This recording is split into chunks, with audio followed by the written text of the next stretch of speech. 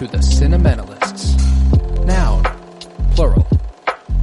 Definition, those whose love for movies runs so deep, they can't help but do a podcast about them. Hosted by Colton Robertson and Joseph George.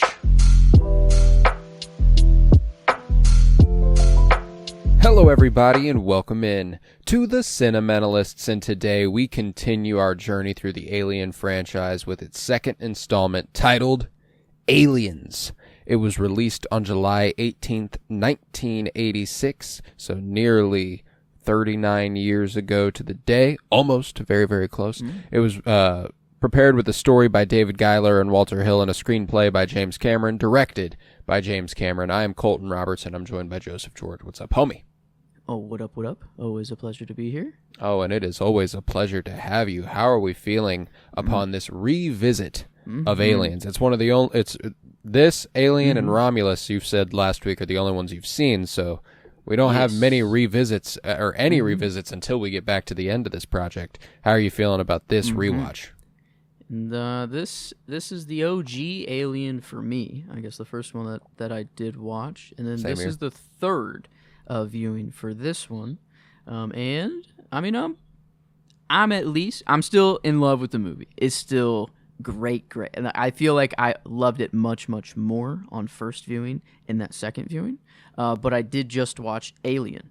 And it's kind of like a post-Alien, syndrome. Is like any movie you watch post-Alien is not going to be as good. I feel like it's very hard to get up there. And then the sequel is just a big shoes to fill, I guess. And it's a different type of movie. I think they're just kind of going for something else. But it was I feel like I'm making it sound like it was a disappointment, or I'm all disappointed.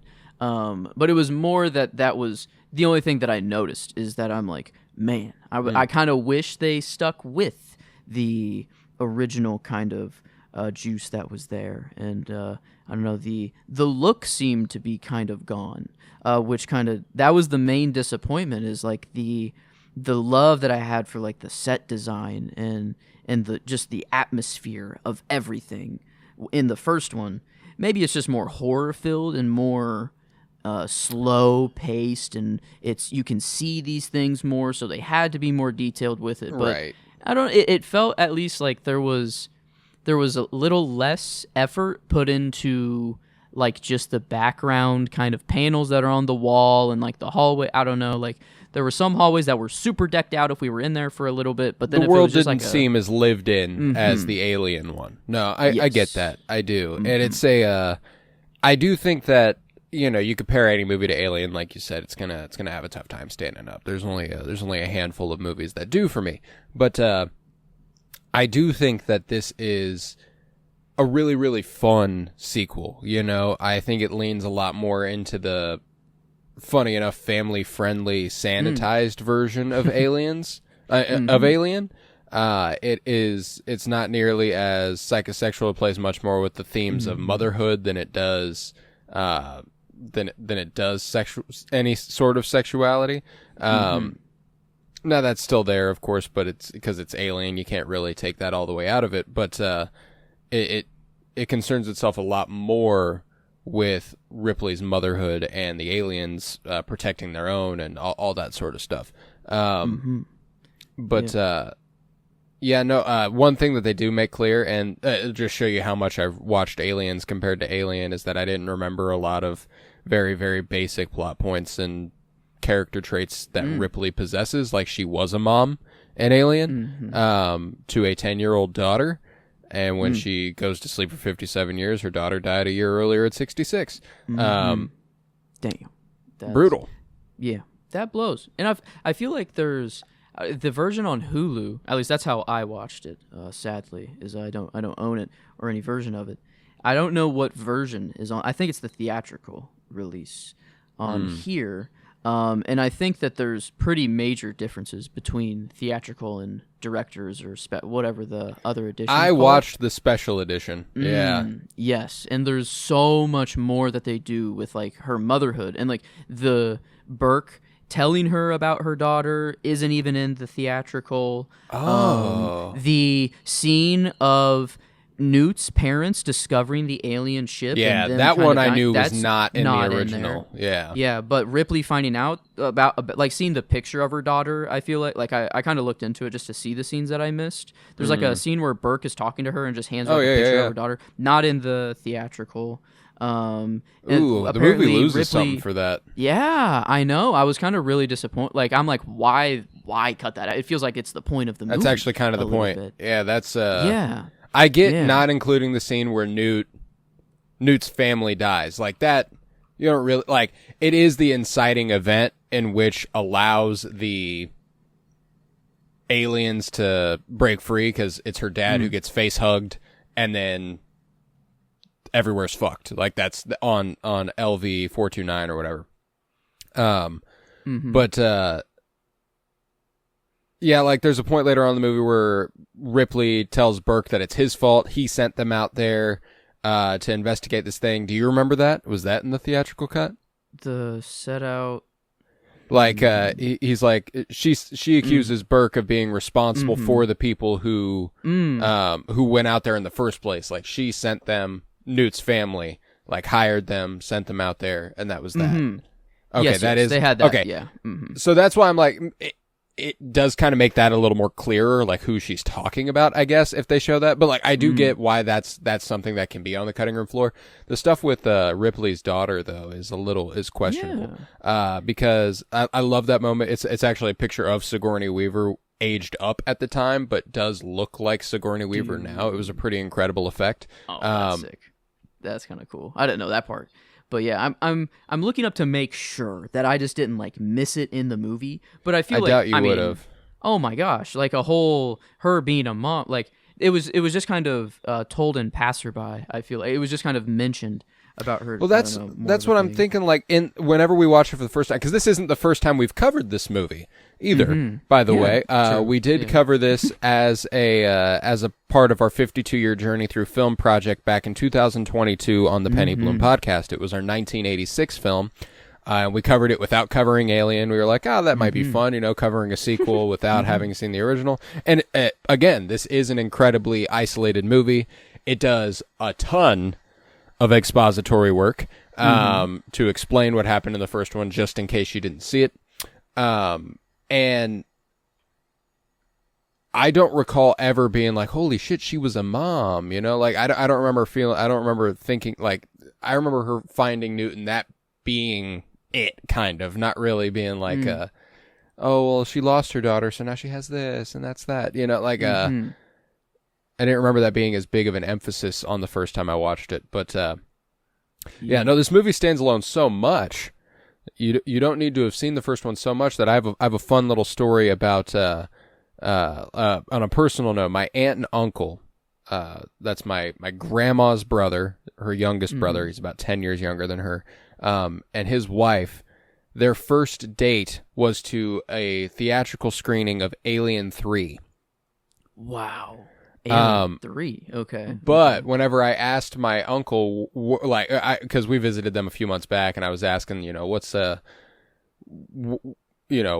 story here? How'd you guys meet? Where everything. And they told me the story, and they were like, and our first date was to see Aliens 2.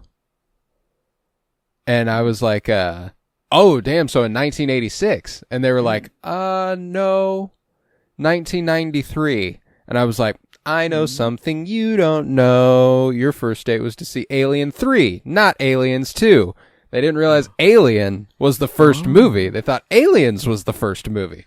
Oh, my God. Oh, wow. So like Alien 3 to them was Aliens 2. And at least it's been looked back on as that, even if they might have known at the time it wasn't. So that was just an interesting little fun fact to me that I was like, oh man, because like I was like, oh, so 1986, like, and it was like the second time in a few months that, assuming someone's my knowledge of movie dates throws off what my perception of I have a coworker who told me he saw Princess Mononoke in theaters when he was like 17. And I was like, you were not born in 1980. And he was like, I was not born in 1980. I don't know what the fuck you're talking about. So I was like, he was born later than that. So I was like, then you definitely didn't see it. I mean, like, maybe you saw it in theaters when you were 17, but it wasn't in its original release, so like, it was just, so like, it's fucked me a couple times recently. But I loved that little story, and it made me very happy because I love these movies. Dang.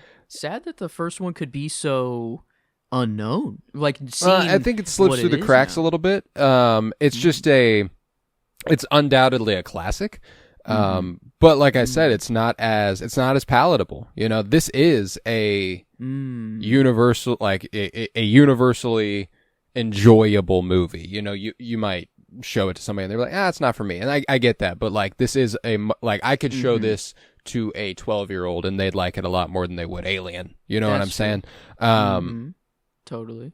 Yeah, I guess to be into Alien, you have to kind of just be into the sci-fi or horror genre. Yes. I feel, a little bit more. And then it's just maybe a little less of a crowd. And I guess whenever the first one did come out, I guess I don't know how the marketing was for it or how big, how big of an event it was at all. But I just know it as, as someone born in 2000 and hearing from it only as it's been out. But yeah, it's like man, I like to see.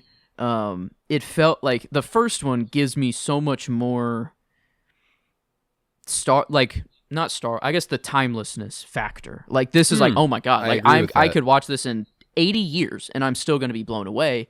But I watch Aliens and then I'm like, how did you lose that? Like, where did I don't know if it's just the set. I don't know if it's just... I very, very genuinely think, and I when it comes to the content of this movie and what makes it feel that way, I think a lot of 80s movies have this problem. A lot of 80s movies are 80s movies. You know what I'm saying? Like, you can tell just by looking at them that this was made in the 80s, that it was conceived of in the 80s. And I don't know, like, this obviously doesn't have the real world aspects where you're dealing with like 80s hair and 80s clothes and everything. But I do think there's a sheen to the filmmaking at the time that does kind of bleed through as being from the 1980s.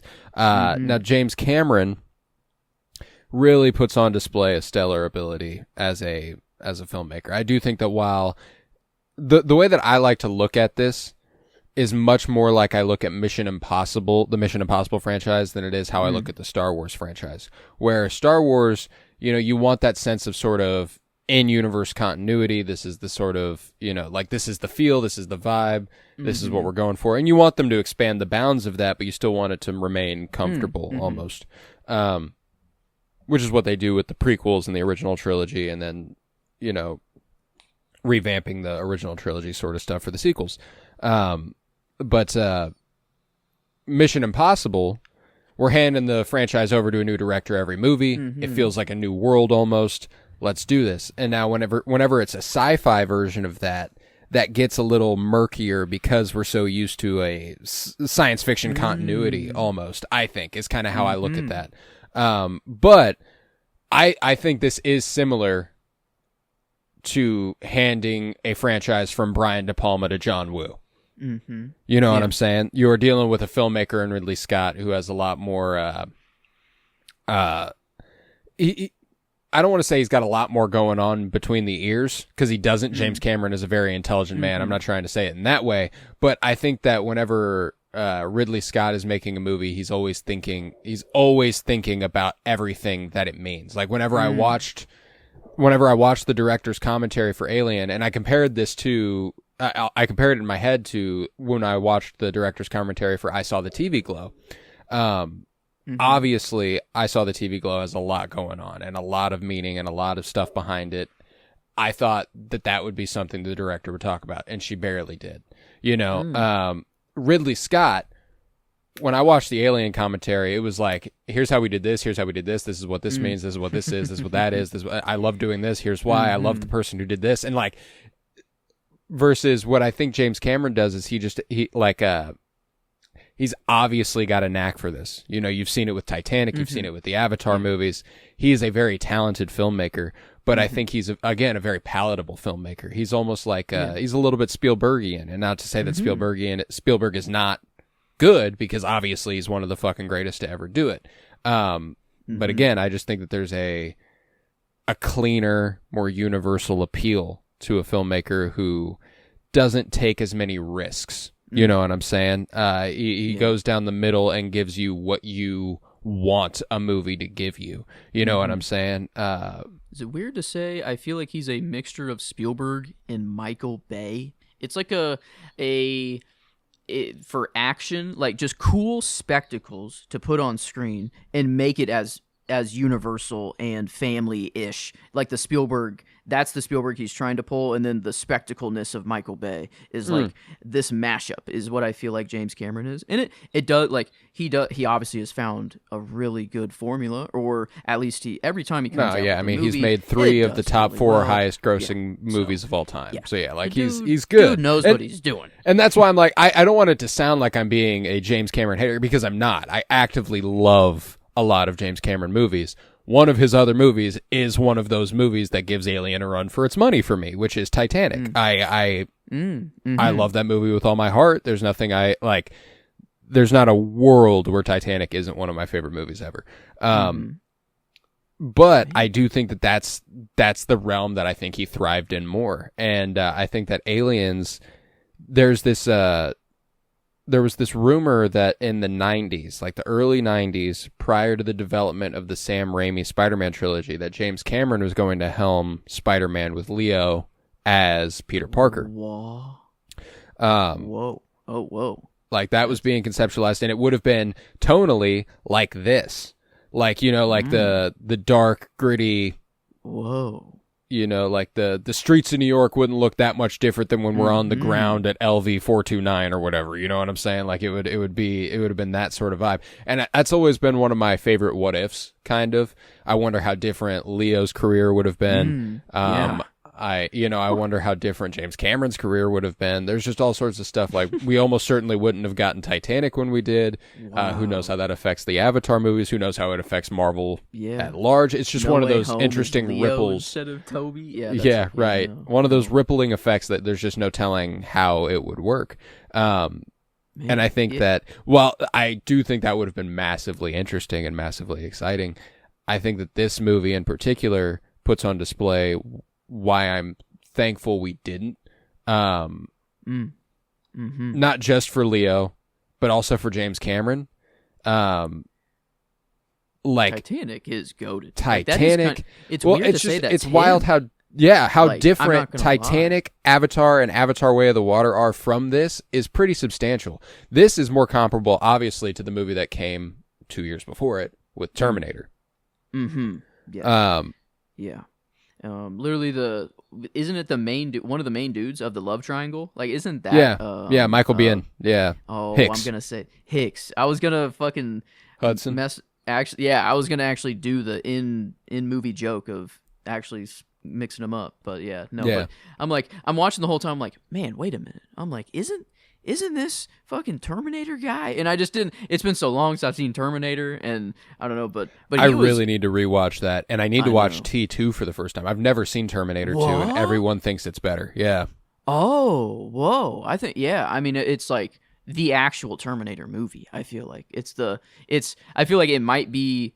Like, Terminator 2 is maybe some people just forget about the first one because the second one was so cool. And I don't even remember. I couldn't tell you the plot points, really. I just remember, like, being amazed. I was a lot younger at the time, I guess. So. Oh, that's also James Cameron, 5 years later after this. I mean, it feels like I was checking just IMDb, looking through everybody, and there's a lot of people that show up in Terminator and, like, that are just kind of seeming like he stick with the same actors for a lot of things. Yeah. But man, you bringing up Titanic, like looking through James Cameron's filmography, it all kind of makes sense. It makes like they're all kind of the same-ish movies, like Terminator and Rambo and Aliens 2 specifically, not Alien. I don't know, like these vibes of movies, and then later on, Avatar, I still say would even fit in this, but Titanic, it 100% does. It's a lot more polished. Avatar and Avatar Way of the Water, like there's a certain like technology kind of caught up with his vision. It's kind of how I look at it. Okay. And I think that's like, if he could have made Aliens look the way Avatar does, he would have. You know what I'm saying? Yes, like, I do think that there's like, as far as you're right about it being more dated than Alien is, there's almost like and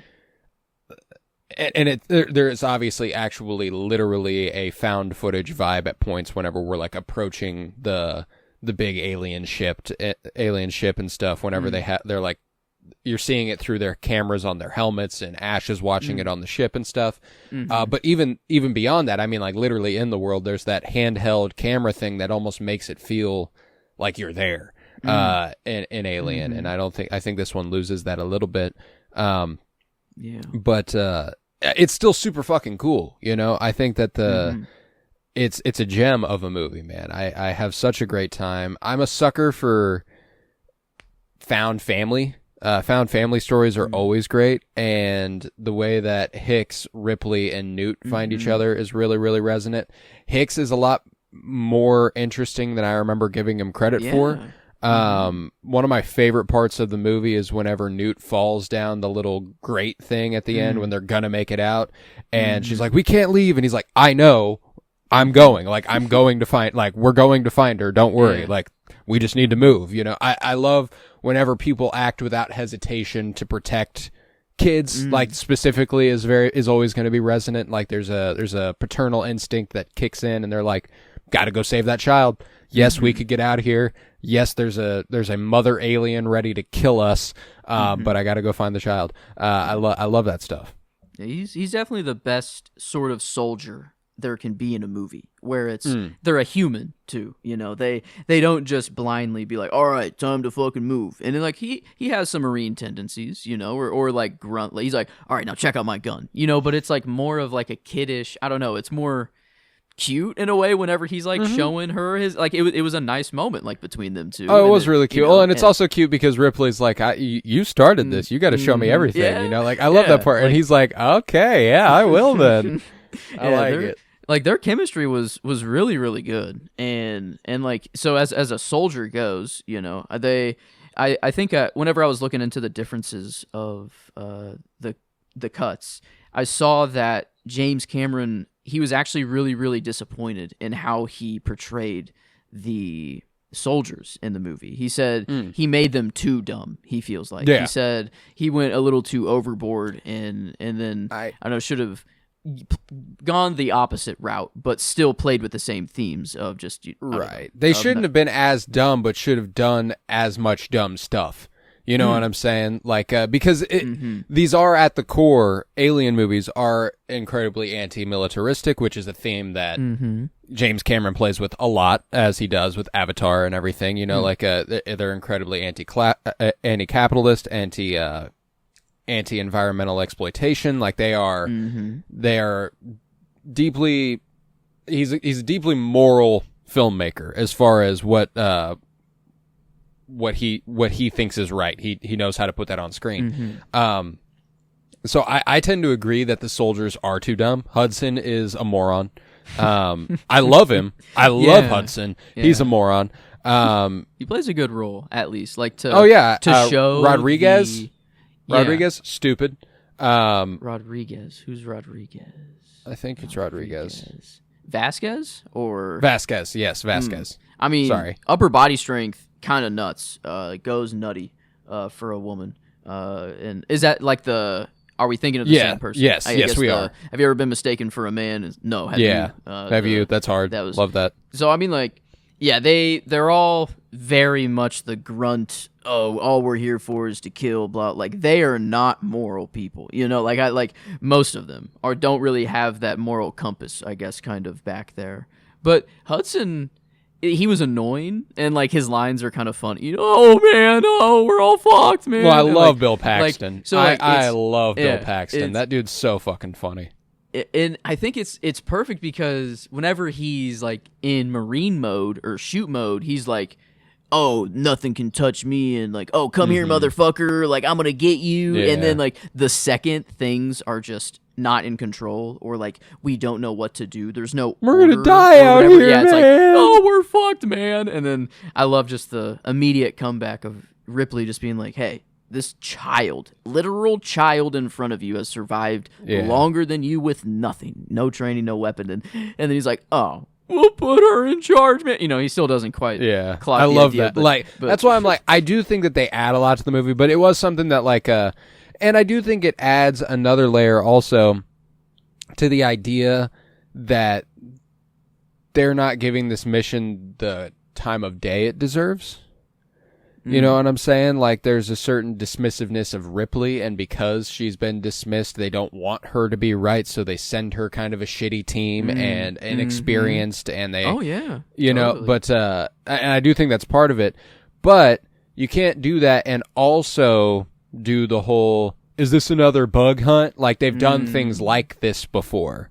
That's... like, there's almost like a pick a lane sort of vibe, where, like, it feels like this is a fresh thing that they've never done before, but all of them are also treating it like it's an everyday task. And I don't think that, I think that tonally that kind of ends up that's true. juxtaposing each other too much. Almost. Bug hunt? As in, like there's just, I don't know. I guess the universe is quite big. There could just be they do bring it up of, like, talking about fucking another species or something like that. And, like, and there's also that part whenever, whenever they're like, who's that? And when they're talking about Ripley at the beginning, they're like, they say she saw an alien, and they're like, whoa, like, wait. Okay. And, so they're mocking her. They're like, whoa. Oh, so maybe 50 years ago, maybe Ripley, like, I don't know, maybe. I think it would have been. I think it would have been crazy for Ripley 50 years ago. I don't think it's as crazy for them now. It's kind of the impression I'm getting. It's weird. Like, it's 50 years in the future. And we're also, forward in real life by 7 years. Yeah, it's 100. It's 100 years in the future from us, and then 150 years for aliens. Yeah. But it feels like we went back in time with, like, the control panels and set. I know I'm harping big on the set design, and maybe I just really love the first one so much that I wanted it to be the same. But, like, I don't know. Everything was like, it's obviously dated, or like the effort wasn't there. I felt like, I think that something that they did with Alien, when it came to interiors specifically, because we do a lot more exterior work with this one. We go outside, we are on the ground, and, like, that stuff, I mean, it does look dated, but there's a certain vibe to it that I actually quite like whenever they are outside. I don't think the interiors are shot as well as Alien was. So I think if you get if you get Ridley Scott back to shoot these interiors, I'd be willing to bet they look better. They tried a couple, like, you could see that they were trying to, like, pay homage with, like, the light flooding in, like, even the opening. I feel like very, very kind of clear, just kind of, it's opening the movie. We're transitioning from the other, and it was cool that it's like, all right, we're straight up just opening the ship up and waking there are her a up lot of there are a lot of visual homages to the first one. There's a shot of Ripley towards the end wherever she pins her back against a wall and she breathes real heavy, and it's zoomed in on her face the way they did at the end of the movie Alien whenever she turns the corner and sees the alien and then turns and pins her back. Wasn't as good looking. Wasn't the same. Like, it was the same shot, but it was not as good. That's true. Yeah, if you're gonna pay homage, I feel like it's nice in the first place that you're doing it, and you're obviously you're respecting where you're coming from. But I feel like it's much better if you can innovate and kind of do something new that's like, oh, whoa, that's like, so it's not worse than before. It's actually like something unique and different, Oh, and to be fair, the whole movie concerns itself a lot with being different. It is not tonally the same at all. So whenever they do these little homages, I almost took it as a reminder, like, and remember, this is a sequel to Alien, which is funny. And I do think that Ripley gets a lot of expansion, obviously, as a character. A lot of what her character's journey is driven by this movie as opposed to the first movie. Like, the first movie is all survival, and I think that the character work in this one is just a bit more thorough. I think it has to be for the subject matter at hand. She was a mom. Her child died. She didn't get to see her child grow up. It's a little Interstellar-esque. You know, and then she finds a child, she finds a husband, and then we will watch the third movie.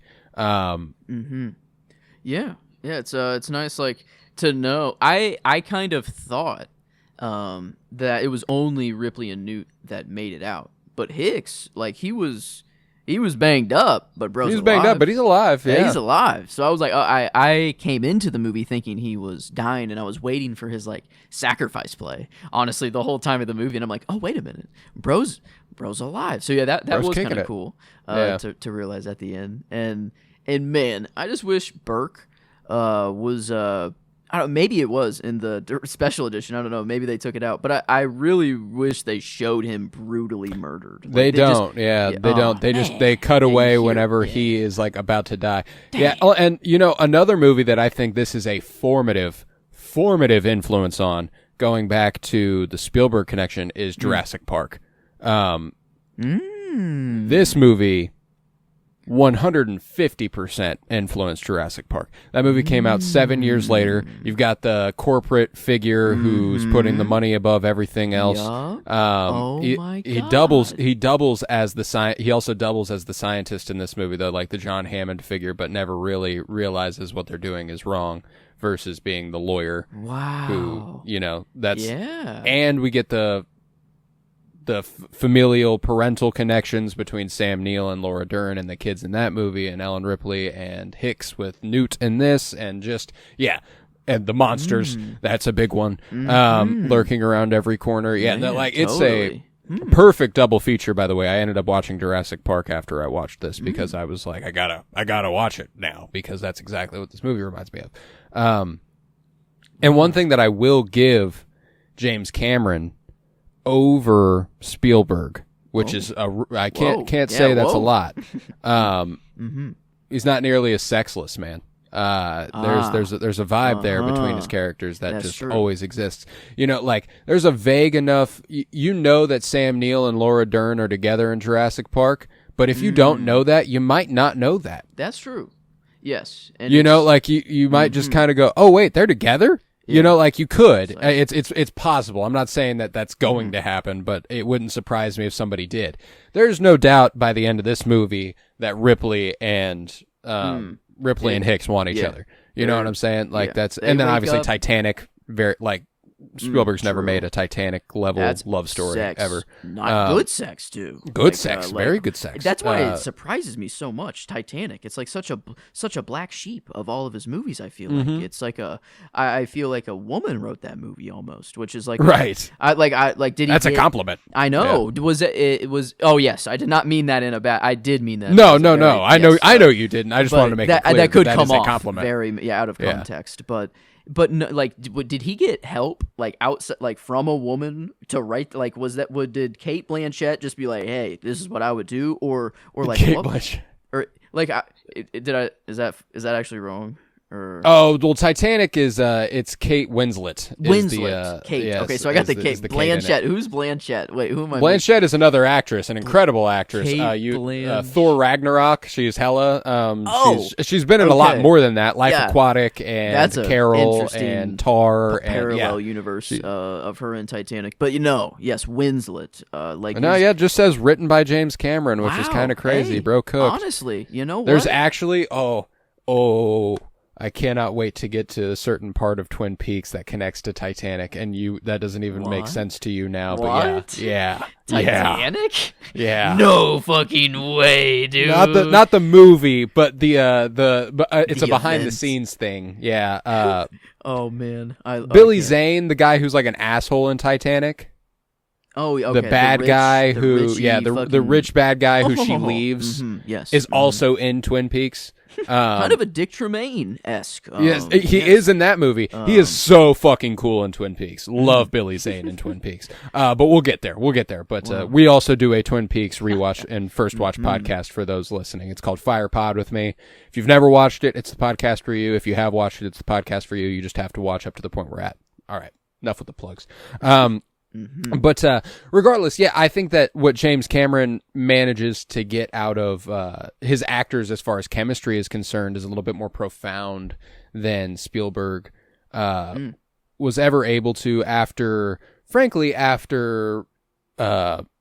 Karen Allen and Harrison Ford in Raiders of the Lost Ark. That was the last time his actors, I feel like, just had a ridiculous chemistry that was just popping off the screen. Is it because and that was a long them, fucking time ago. Just talented, fucking hot people. Hot people. And that's the thing is that he's had a lot of talented hot people who do not have as much chemistry. That's why I'm like, it's something to. That's fair. Or something directorially, I think, whenever he chooses his tone, something that he wants something palatable for the whole family most of the time, and that's you got to how take he the does sex it. out. I guess that's no sex for his brain, but I mean, like, because it's clear that Vasquez and not Hudson, I did it again. Not even Hicks. It's what the other guy, the big guy that holds the other big gun, Drake maybe. But they fuck. Oh yeah, the one that Vasquez has like a chemistry with. Yes, yeah, like they fuck. Like you can just kind of tell. They never even. Yeah, when when he dies, she like almost goes back for him and everything. Yeah, like there's there's a lot of implicit connections already existing here. I'm a big fan of Bishop. I love Lance Henriksen's depiction of Bishop, especially on the other side of Alien. It is very nice to see a good synthetic or artificial person, as he prefers to be called. Yes, true. Artificial person. This is right, and this. I mean, bro. His actual sacrifice. Well, he didn't mean to at the end. He didn't. Yeah. But well, is he actually still alive too? Because like he can be. Yeah. He very well can be. Yeah. So I guess he's still kicking it. But or maybe. But it was him going through the tube. He was like, I'm not stupid. I realize I'm clearly the one that's going to do this, and it sucks. He's like, I might be artificial, but I'm not stupid. I don't want to do this. I just will. Yeah. And then finally, when Ripley is like, you know what? I like you, good. dog. Yeah. Boom! Just straight through the fucking heart. I mean, it was through the heart and then torn in half. Yeah. It's brutal. It's brutal. Damn. I mean, it was like Mando finally coming around on droids, and then just if IG-11 suddenly just self-explode, combusted or self-destructed and exploded right immediately. then and there. But no, not a couple minutes later like he does. Yeah. He actually chose to go out. Bishop had no clue this was coming, and bro just a sad trivia I read too. He had to spit all this milk. It was literally milk, yogurt, and something else that they mixed up. And then they didn't get new milk and shit each day, so it just sat there on set, hot as hell, and it was super smelly, people said, and they avoided the area on set. But Bishop Lance Henriksen. He just like bit the bullet, and he was like, well, it's part of the job. It's what's here. I have to do it. And he just people were like, wow, he just ate, I don't know, just went through that shit and spit it up multiple times, I guess, and he got really sick because of it. I got food poisoning due to all of this the worst concoction you could keep, dairy products in hot heat set and then eat it. I mean, yeah, I don't know. Bro had to actually go through it in the sacrifice place. So I feel a synthetic or artificial person that was really, really nice to have, even though I don't know. I did kind of think he had this sudden or one moment where he said, that they're magnificent. And he kind of gave a grin, of liking the face crawlers. And it was like, I thought they were, it might just be they were definitely, they were making the connection to Ash where they were like, they're admirable creatures. There's a beauty. And again, I connect this to Jurassic Park as well, wherever after everything in Jurassic Park, the last shot is Sam Neill looking out the window of a helicopter at a bird and smiling at it. There's still beautiful. There's still beauty that came from all of that, even though they just went through all this horror. So I think that there's something to admire in the facehuggers, regardless of what they create. There's just kind of a holy shit, what an organism, is kind of especially a scientist like Bishop would probably just ogle at. Yeah. I wonder if this has been studied of just how we find something attractive or sexy, and like because obviously there's human things that we find hot and attractive, but like why don't we find a dolphin? Yeah, it's obviously just like, well, no, that Well, no, I wouldn't. Yeah. But I guess maybe who knows? Don't want to shame. There are certainly some people out there, but maybe I will. I don't. I do want to. I do want to judge. Deserve to kind of be out there on their own. I think But anyway, but yeah, it's like what a xeno or different species. What's the evolution? What's the evolutionary reason? And is there? Is there? Or is it just no, like but like xenomorphs, like do they find each other hot or not at all? Are they purely primal? Do they fuck? seem asexual? Oh, true. Also, the queen just lays eggs, and then the facehugger just lays eggs. The facehuggers. Yeah. I guess the facehugger's the only one that fucks, but it just fucks one time. That was dies. Also a really interesting. Just kind of recontextual, like realizing it again. That the queen has to lay the eggs. Yeah. The eggs have to be facehuggers. The facehuggers have to latch onto something. It creates more xenomorphs, which can lay more eggs. I mean, it's, kind of fucking goated. Actually, like, I mean, I do see why they see them as magnificent. It's like, I mean, if you wanna just have a population boom, holy shit. And they're actually smart as hell because they put the nest in the middle of the fucking nuclear reactor or whatever, the reasoning was to make it go kaboom. And you can't fire bullets in there, and it's like clear they didn't pick that just cause it was right. Like they knew that it was like it's a I don't know, a mutually assured destruction sort of thing, and so it's really really cool to see I don't know those elements and there's not a word from them, but it's clear that they're the scene where Ripley and Big Queen are having like their standoff, and it's like, well, hey, I'm just protecting mine, you're protecting yours, we understand each other, I'm gonna back away slowly now, and then one egg opens up, and then it's like, all right, what the, well, I'm not taking my chances, and then she gets to let loose, which was awesome, and yeah, just the shredding of the fucking like egg sac or larva or whatever. Ooh. It's like, I mean, yeah, it's like it's gross, but it's crazy that it's like it's just what humans do on a grander scale, like on a way way grander scale and grosser scale. So it's like xenomorphs, it like they do come from humans, so like it kind of makes sense. It's like if every human trait was just or only like just the most brutal, I don't know, whatever sense of the word you want to say is just pumped into a xenomorph and it's just maxed out. 2K My Player, all the sliders for sex, reproduction, and survival are just cranked up, and everything else. And hostility. Mm-hmm. Yeah. Yep. Yeah. Another person in the film who I think is kind of underrated is Sergeant Apone. I like the black sergeant who like wakes up from his sleep and immediately pops in a cigar. Yes, just like had it with him. He had to have that there. I mean, he had it in his fucking. He had it in the goddamn pod. He woke up, sat up, put that shit in his mouth. I love that. He chewed on it too. He chewed on that motherfucker. Yeah, I never seen people really be that. I don't know.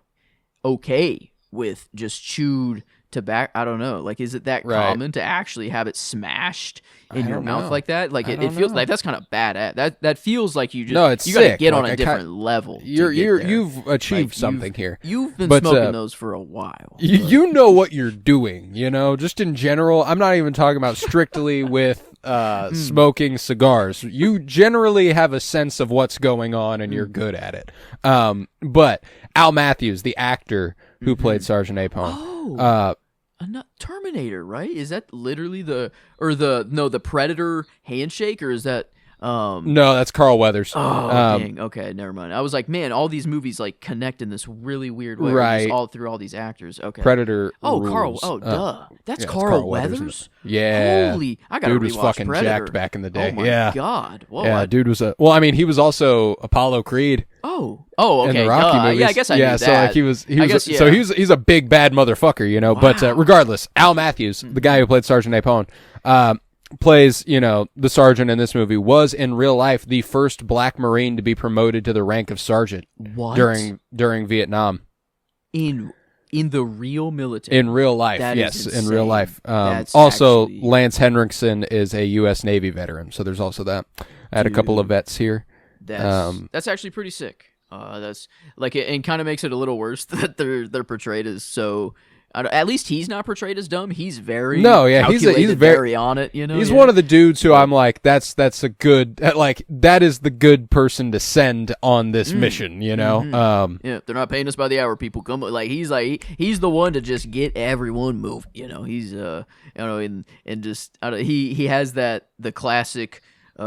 Being the sergeant, but he's not too much of a dick about it. You know, it's like he has that stern. He knows when to put the hammer down, or he's like, or I forget, Hudson, come here, or I don't know. It cuts away. We don't even know what he did to him, but it's like I love all of it. Just every time he, I don't know, has to just hold it down or get everyone going. But yeah, how does he go? I was trying to remember how, because a lot of people die, I guess, pretty quick whenever it just all goes down, and I was wondering if he had, I don't know,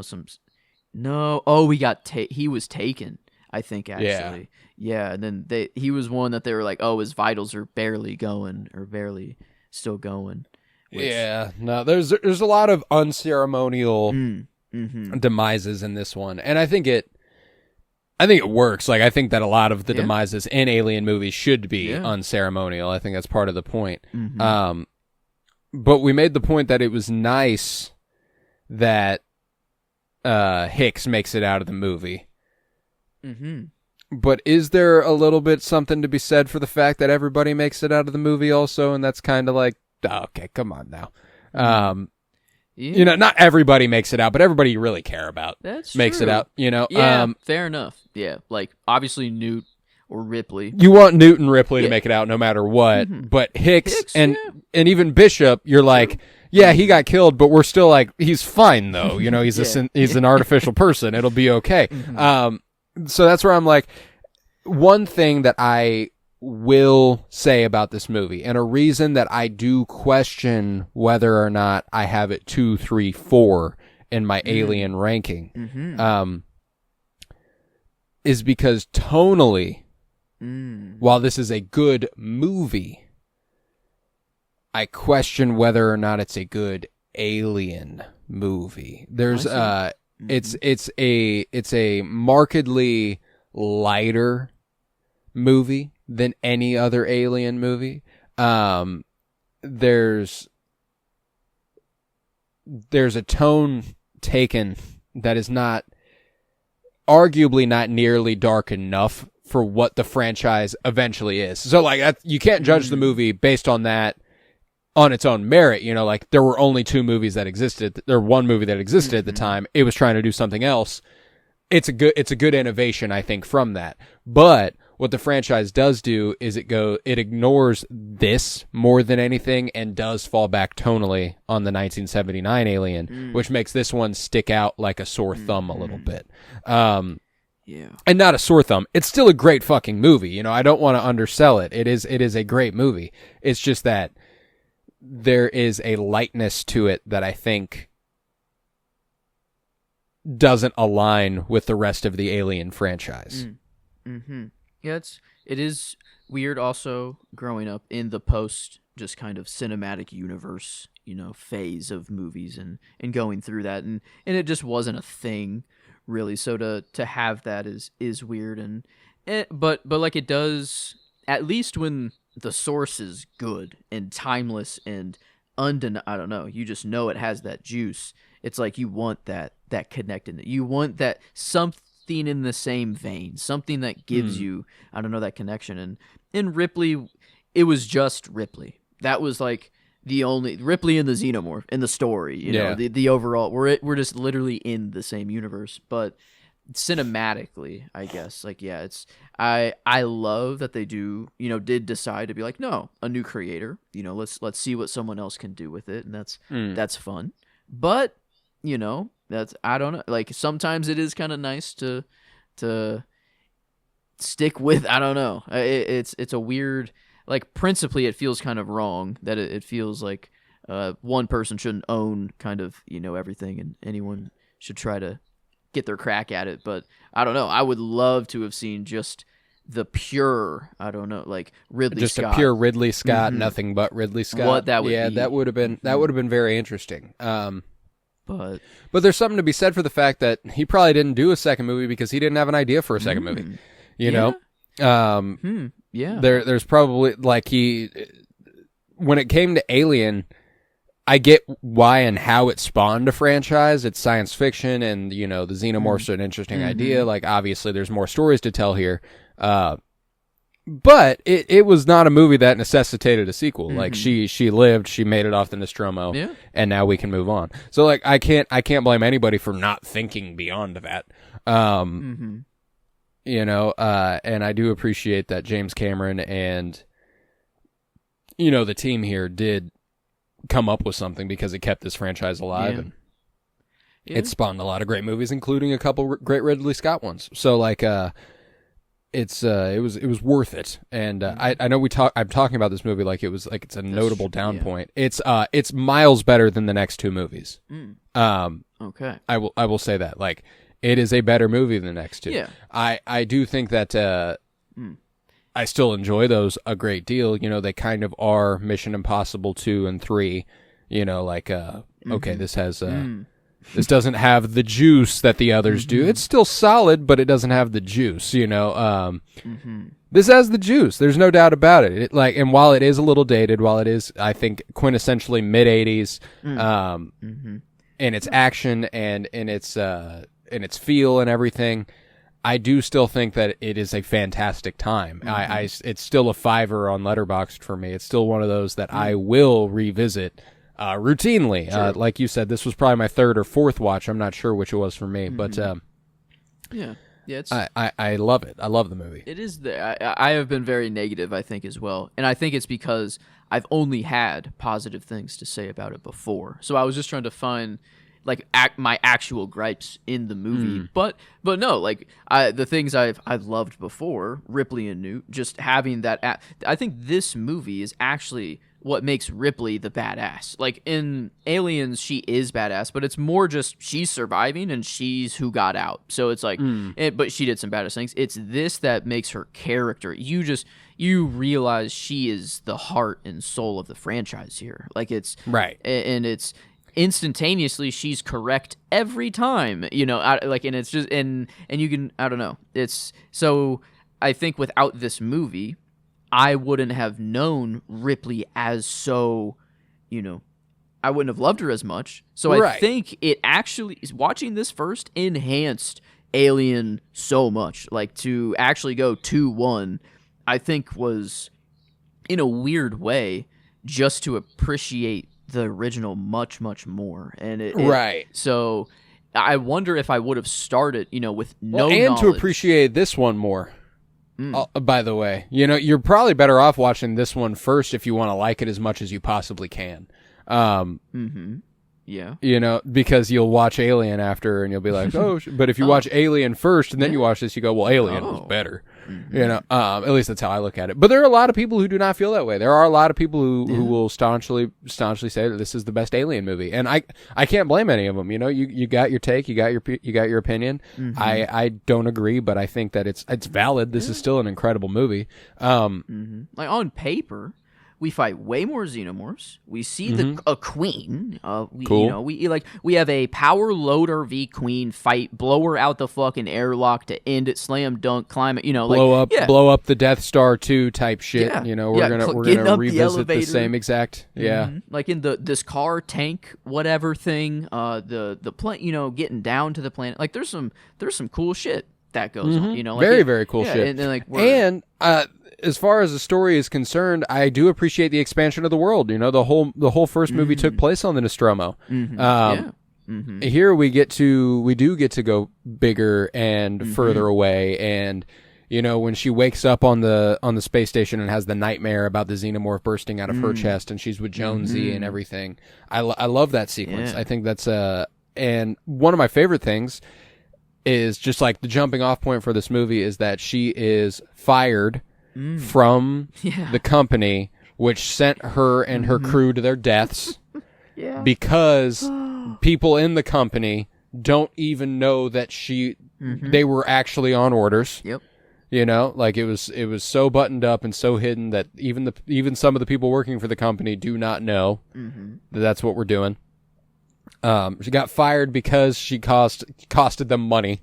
Inexplicably blew up this ship, not inexplicably. When she gets fired, she becomes a working class grunt, does a bunch of hard labor, becomes a super badass, and then uses that in a fight against an alien. That's sick. I love that. So I do appreciate she becomes a little bit of a working class hero, which I think is sick. And she was already kind of, but to a different degree. She becomes the Brett Parker sort of character somewhere in this movie, and I think that's fun. Yeah, it seems to be a flight officer, you had to work your way up. Like Burke is like, hey, I can actually get that back for you, or whatever. I can. And Burke, oh my god, like perfect, just character for company and just evil villain, and and like I loved the company expansion here and just how. Yeah, Weyland-Yutani. Yeah, just how it isn't like at least Burke. It is his plan. Like, this is like, no, I will smuggle these aliens back and I will make a bunch of money on it, blah, blah, blah. And that's how I will make it big. So it doesn't really seem that it's actually a company-wide initiative. This is just one guy that through the powers of the company and through negligence and, unchecked whatever the fuck. And also understanding that if he exploits the company's structure in this way, it will benefit him. Like there's not going to be any sort of vetting. There's not going to be any sort of like investigation into what happened here. He could just make up whatever he wants, and then that'll be that. I love whenever they're trying to figure out what to do with him, and Hudson's like, "Oh, you're dead. Yeah, we're frying You're him. fucking like, dead." Yeah, let's just kill him. I love that part, and I love that Ripley's like, "Well, we got to get him back," and Hicks, and he's like, "Well, hold on. How do you plan on doing that?" Well, and she's like, "Well, he planned on killing you guys too." Yeah. While me and Newt were impregnated, or whatever you want to call it. Child. Like, I guess. And then Hicks goes, "Oh, you're fucking dead." Yeah. I love that part whenever Hicks is like, "Oh, you are so fucking dead." It's so good, man. Which is right, Oh, yeah. Like he should have just been fried, but honestly, him getting back and being humiliated first and then fry him. Like get him back to the company, tell him what he did, fucking embarrass him in front of all of the people that know him, and then murk him. I feel like is right. But yeah, I guess he is a xenomorph now. Whatever, I don't know, or had a child. I guess face crawler got to him, or was it? Yeah, it was just a face crawler. Or no, it was an alien that got him. So I He's guess dead. maybe they took him, and I guess still. Because that's crazy that it looks kind of like they do kill some people, just straight up it looks like. I don't know. I guess they got to eat. I don't know. Now they're also farming some people too, though. Yeah, it's like, well, we'll just paralyze you and then take you to the egg room so that we can make more. The nest. Yeah, so it's interesting how they decide to split some people in half or keep some people. What's is there a process, or is it just if it deem? I don't know. And an interest, I guess, kind of a thing that was going through my head this time is first movie we saw a brand new xenomorph. Like this is a baby xenomorph, like alive for a day, literally, And but these xenomorphs have been alive for possibly 50 or however long that colony's been there for, and however long they took over. I don't know when that happened, but these xenomorphs. I will say, this is another important thing. I think the scene with Newt and her family provides context for. Love that. She's not older.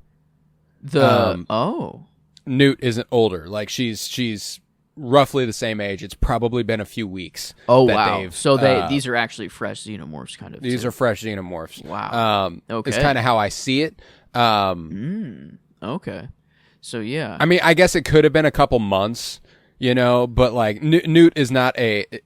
They do say at the beginning of the movie that like the colony's there and they are giving us fine, like everything's fine. I guess, so and then they lose. It's just kind of how long Ripley was just working there. Like there's there's a time jump there at the beginning of the movie that they do not explicitly state how long it is.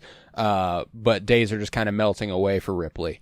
And then they're like, oh yeah, we lost contact with them, so we need you to go out there and help us see what's going on. You know, you'll be safe, it'll be fine, don't worry. Not cooking for I guess Newt would have been, or everyone would have been just dead if they would have been 50 years old. Like, if they'd been cooking for 50 years, that doesn't really make sense. The colony never would have taken off. Her parents getting face hugged and finding the derelict spaceship is what caused it. Oh my God. Did they let the colony happen in the first place because they knew they would get more more births? Or it's possible. This little backstory, this colony is I guess it could be a spoiler, I don't know, like it feels like this is perfect prequel territory right here. But it was also shown, I guess, their parents and stuff, the downfall of it, which is I guess the only part that I really cared for.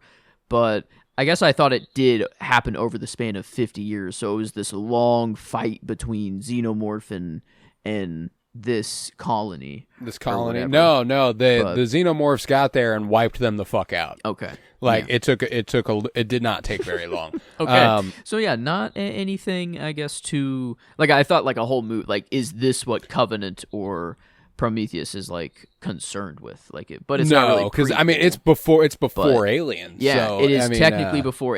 So like, and by like a lot, like it's not exactly. But okay, a lot. Okay, that's like there's a distance between Alien between Covenant and Alien. But is there any like extended universe, like novels or comics? There are comics. There are comics. I'm assuming there's novels. Because I don't know how much. I don't know anything about them. I've only read like a couple issues because I remember I was going to the comic shop weekly whenever they started a new Alien run, and I was like, "Oh, that's sick! I'm gonna go ahead and pick that up." I went ahead and grabbed it. So I have one Alien comic here, but it was cool. It was a cool read. Yeah, I mean, just a cool a xenomorph is just kind of fucking nuts. And it was gorgeous. You could do some gorgeous stuff in the artwork for a xenomorph. Like that's a dream character to draw for a talented artist. True. So.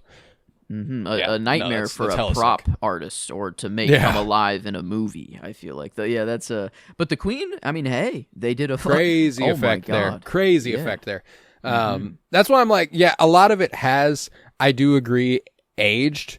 But the mother alien, Queen Alien, dude, she's a badass. That was nice. That's a beautiful, beautiful visual effects work there. And the power loader was the one thing that was like getting to me. I'm like, did they fucking build that thing? I'm like, because it's not a miniature. Like she is in there. something. Yeah, like is she like? And I'm like, how is this? Is this sped up? What do you know how they? I do not know how they pulled that off. There's no way. It looks. I mean, if it's just like a prop or like power loader aliens behind the scenes, I guess. But like, it seemed like it was way lighter than it like should have been. Like I could tell that it wasn't an actual bulldozer heavy weighted, I don't know, like an actual like thing. But I'm trying to think of the practical, like how they got it to move, because there was no. This is in film, and like I don't know. I was just trying to like, what are they? They can't paint out anything, right? Like, or I guess, well. Oh wait, it's like a massive puppet on like rods, and like that makes sense. Literally just a huge puppet. Oh my god! But how do they paint out these rods? Like, it's not I wonder if the angles just didn't quite get it or something, and maybe they just had it freestanding and didn't need it to.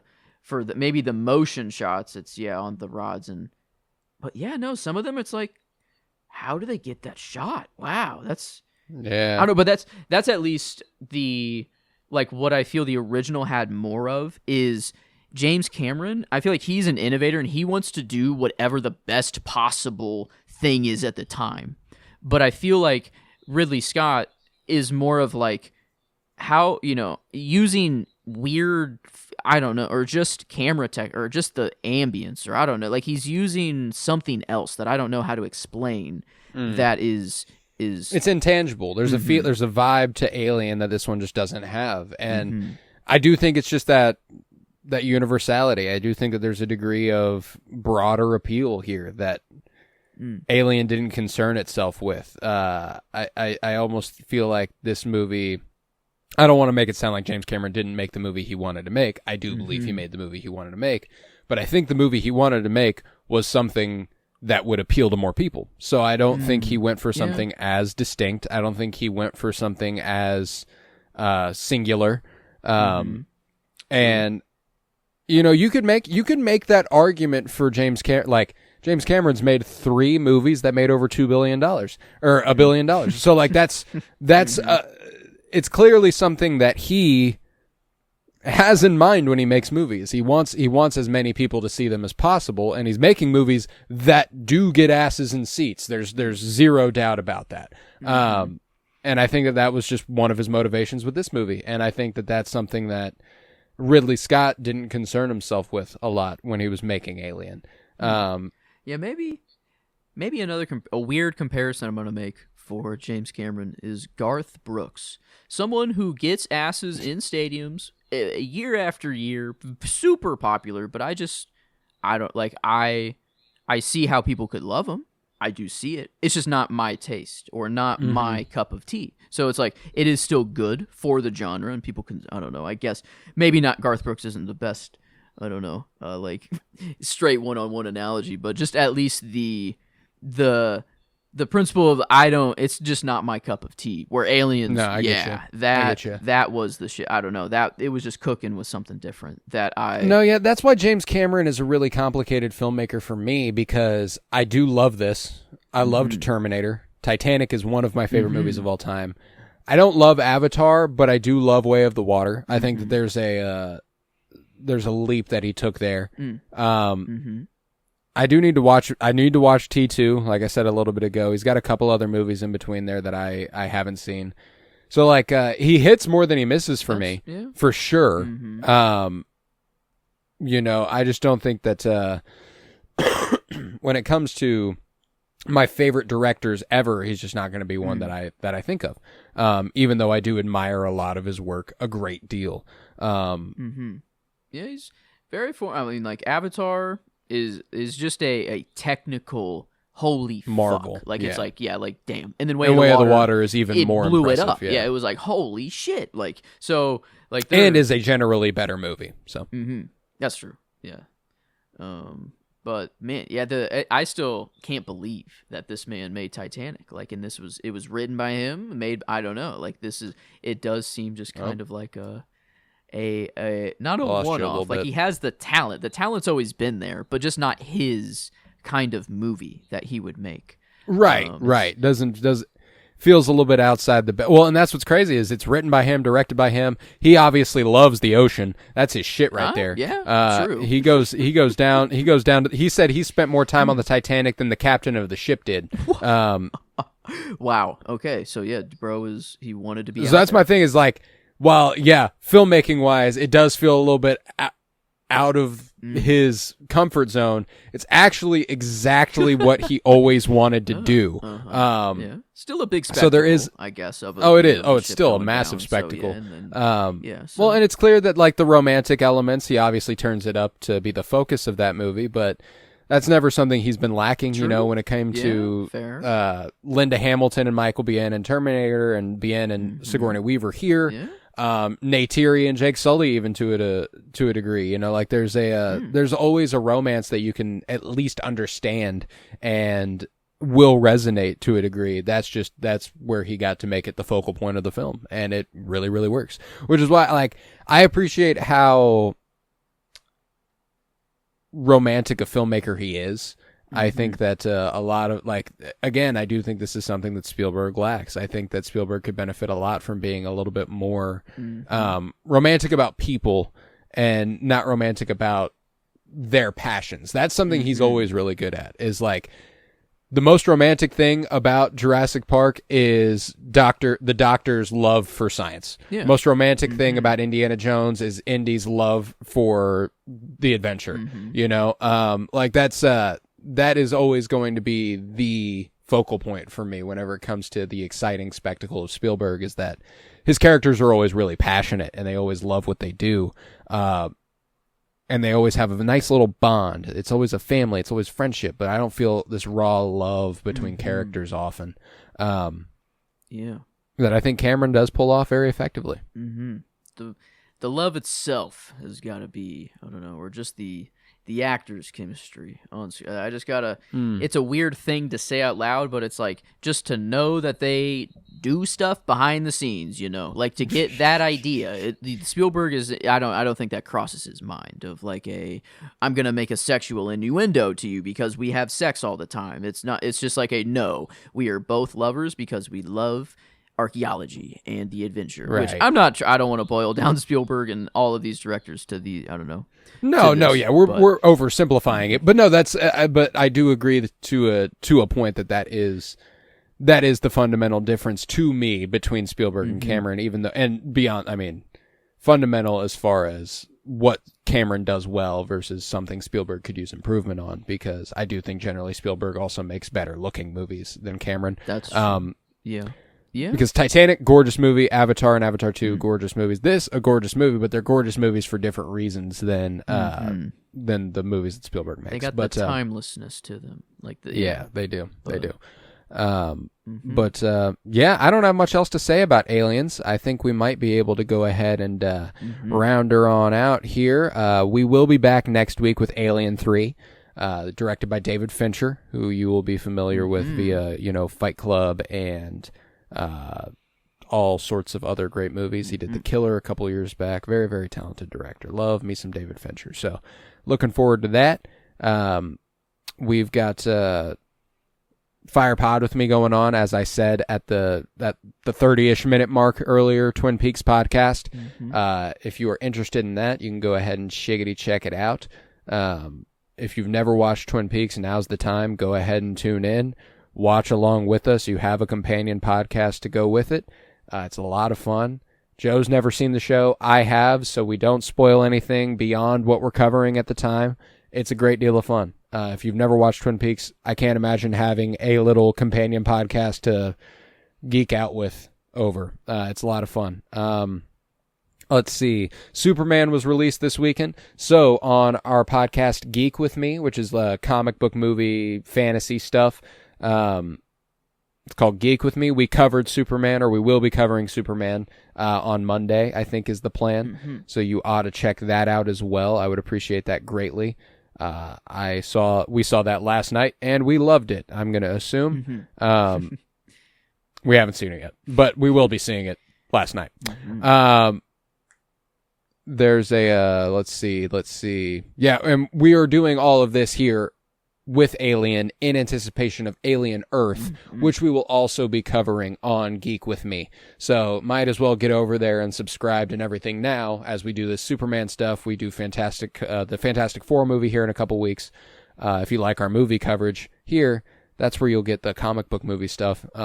And like I said earlier, also, we did the 52-year journey through film on Penny Bloom podcast. We covered like 200 movies on the Penny Bloom podcast before we started this venture. So you should go ahead and check that out as well. There's like over 600 episodes of that show. Just so much work. So go ahead and check that out. I'm on Substack. Colton Robertson. It is the Cinementalists.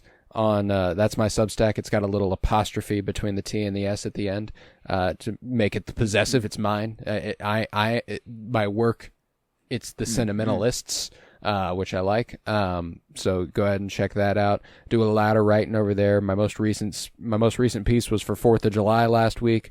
It was called Rewatching V for Vendetta on Independence Day. So go ahead and check that out. I plan on writing something about Superman also, even though we are covering it. So I'm probably gonna do a little bit more of that too. I'll do the same thing with Fantastic Four. Might be a good way to formulate my thoughts before we hop on a microphone. But yeah, so all that, do it. Leave a 5-star rate and review. Download wherever you might be listening. that helps me like crazy. I appreciate it. Now, let's rate this movie on a scale of 1 to 10. How are we feeling about Aliens? Well, the 10 clean from last week, I don't think I'm there. It doesn't resonate with me quite there, but even all the disappointment I've said, I don't know if I want to dip below a 9. A dip below a 9 kind of feels a little nutty. But like 8.75 was the first number to jump out at me, but then I look at other 8.75s. I guess that's what we gave Final Reckoning. Final MI8, we gave an 8.75, a weird movie to compare it to. MI4 also. Before that, there isn't really any. I'd go 9 then. Yeah, I think a 9. Yeah, it felt a little. And that's it's hilarious given the context of the conversation we just have. You'd think that we would go a little lower, but no, yeah. It's a good fucking movie, man, and I feel like we did enough to emphasize that it is a good movie. We just had. I think another thing is that we didn't have any gripes about Alien. True. Yeah. So whenever you do have gripes about a movie, immediately after covering a movie you didn't have any gripes about, they stand out a little bit more. So that's why I'm like, I don't want anybody to think that I'm down on this movie. I'm not. It's a 9 out of 10. It's a great fucking movie. That's an all-timer right there. It's just not Alien, and hardly any movie is. Titanic, that's Alien. Titanic is like James Cameron has another movie that is that good to me. So like this just isn't that one. But yeah, no, love it. But 9 out of 10 is as high and as low as I can take it. I don't think I'd be able to go higher than that. I don't think I'll be able to go lower than that. And it does set an interesting gap there that I'm curious if we ever place something in between. Yes. I'm like, Covenant and Prometheus have a chance. I'm interested. I'm excited. I'm excited to revisit them to know, because now we're in a spot where I've seen the rest of these movies once. Alien 3 once, Resurrection once, Prometheus once, Covenant once, and Romulus once. So we're in a little bit of a newer territory for me versus these last couple movies, and I'm very, very excited. But yeah, I guess I only got Romulus, but everything else is new. And even I don't know where I would put, if I do put Romulus above Aliens or not. I think it would be.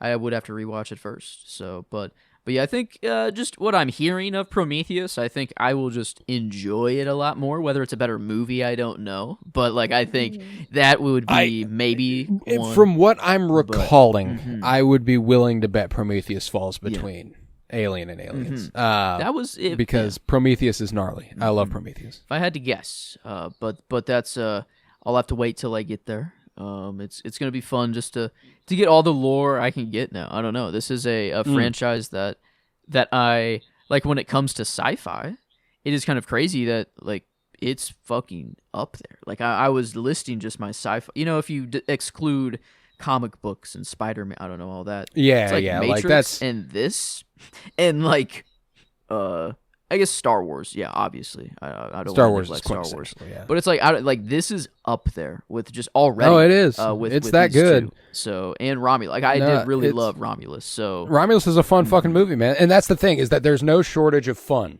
Like when it comes to Resurrection and Romulus, we're having a great fucking time. Alien 3 is a darker movie. It goes back. It almost feels like a direct response to Aliens, like, oh, you went too light, so I'm going to go almost too dark. The counterbalance is kind of how I see Alien 3.